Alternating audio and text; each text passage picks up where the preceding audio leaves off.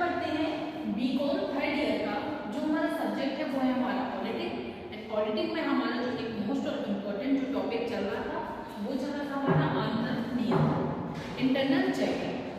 Internal checking जो है इससे कुछ पॉइंट्स के इससे पहले वाले वीडियो में कंप्लीट हो गए, तो आप लोग पिछली वीडियो जाकर देख सकते हैं जिससे आपका कोई भी टॉपिक मिस ना हो।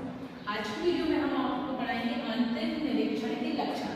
आंतरिक निरीक्षण के क्या क्या लक्षण होते हैं, इसको पढ़ने से पहले हम थोड़ा सा आंतरिक निरीक्षण के बारे में समझ लेते हैं। देखिए, आंतरिक निरीक्षण जो होता है वो कार्य विभाजन या श्रम विभाजन के सिद्धांतों पर आधारित होता है।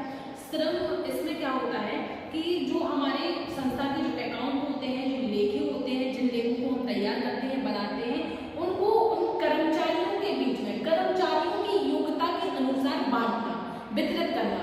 योग्य कर्मचारी को उसके अकॉर्डिंग काम देना, किसी और व्यक्ति को उसके अकॉर्डिंग काम देना। जब हम अपने काम को मतलब अपने संस्था के अकाउंट्स को, खातों को कर्मचारियों के बीच में एक मतलब उनकी योग्यता के अनुसार बांट देते हैं, उसी बांटने के तरीके को हम आंतरिक नियंत्रण कहते हैं, उसी चीज को हम आंतरिक नियंत्रण कहते हैं। अब हम देखते हैं आंतरिक निरीक्षण के लक्षण। आंतरिक निरीक्षण के क्या क्या लक्षण है, किस किस तरीके से ये होता है। पहला है कार्य का विभाजन। कार्य का विभाजन क्या होता है कि अलग अलग कर्मचारियों को उनकी योग्यता के अनुसार हम काम का विभाजन कर देते हैं, है ना। जैसे कोई अगर बहुत ज्यादा एजुकेटेड बंदा है तो उसको हम किसी को और फाइल दे देंगे, किसी और व्यक्ति को और फाइल दे देंगे, किसी और व्यक्ति को और किसी प्रकार का काम दे देंगे।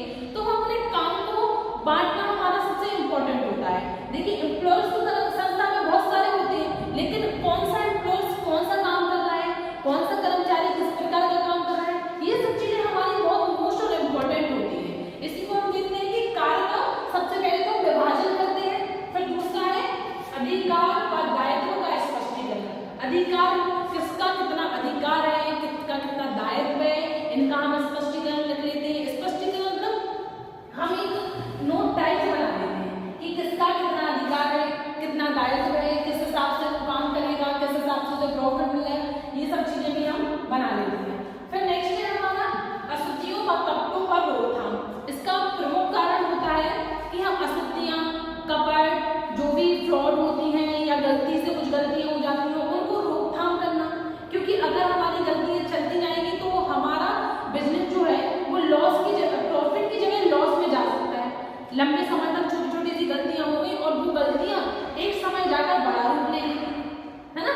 तो हम क्या करते हैं कि जो अशुद्धियां होती हैं, जो गलती हो जाती है, जो कर्मचारियों के द्वारा फ्रॉड होता है, उनको तुरंत रोकना, उनका पता लगाना, ये भी हो सकता है।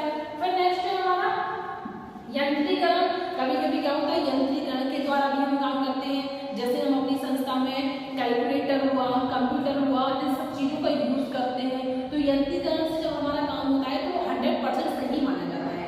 कभी कभी क्या होता है कि जब हम हाथ के अकॉर्डिंग अपने अकॉर्डिंग काम करते हैं तो कुछ चीजें गलत भी हो सकती हैं, लेकिन अगर हम मतलब गैजेट्स के द्वारा काम करते हैं तो हमारी जो चीजें होती हैं वो 100% सही होती है। फिर नेक्स्ट है हमारा कर्मचारी का स्थानांतरण। स्थानांतरण का मतलब क्या होता है, देखो स्थानांतरण का मतलब होता है एक कर्मचारी को एक स्थान से दूसरे स्थान पर कार्यरत करना। कभी कभी क्या होता है कि हमारे यहाँ मतलब कर्मचारी मतलब डिपार्टमेंट चेंज हो जाते हैं, तो एक डिपार्टमेंट में बहुत ज्यादा काम आ गया, अगर दूसरे डिपार्टमेंट में कम काम है और कम काम वाले डिपार्टमेंट में बहुत ज्यादा कर्मचारी है, तो वहां से कर्मचारी को दूसरी जगह शिफ्ट कर देंगे। और जो शिफ्ट करने का मेथड है यही क्या है हमारा कर्मचारी का स्थानांतरण। इसके बाद है हमारा कार्य की स्वतंत्र जांच। क्या होता है कि हम अपने काम को स्वतंत्र तरीके से जांच कर सकते हैं, किसी भी प्रकार से अपने काम को एक अच्छे तरीके से जांच कर सकते हैं कि क्या हो रहा है, काम कर्मचारी सही से काम कर रहे हैं या नहीं कर रहे हैं, अकाउंट सही बने कि नहीं बने, इन सब चीजों की स्वतंत्रता होती है और स्वतंत्र तरीके से हम अपनी जांच कर सकते हैं। फिर नेक्स्ट है हमारा कर्मचारियों के बीच कार्य परिवर्तन। कर्मचारियों के बीच में कार्य का परिवर्तन भी बहुत महत्वपूर्ण होता है कि कौन सा कर्मचारी किस प्रकार का काम करेंगे। एक ही कर्मचारी एक ही काम को मतलब प्रारंभ से अंत तक ना करे तो कार्य में परिवर्तन भी होता रहता है। ये क्या है हमारे, ये हमारे आंतरिक निरीक्षण के लक्षण है। एक बार और हम देख लेते हैं। पहला है कर्मचारी का विभाजन, दूसरा है अधिकार व दायित्वों का स्पष्टीकरण, तीसरा है अशुद्धियों व कपटों का रोकथाम,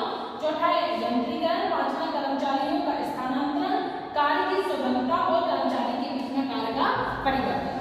साथ ही आप लोगों को बता दें कि आप लोगों को जो day by day topics by topics videos बनाई जा रही है, आप लोग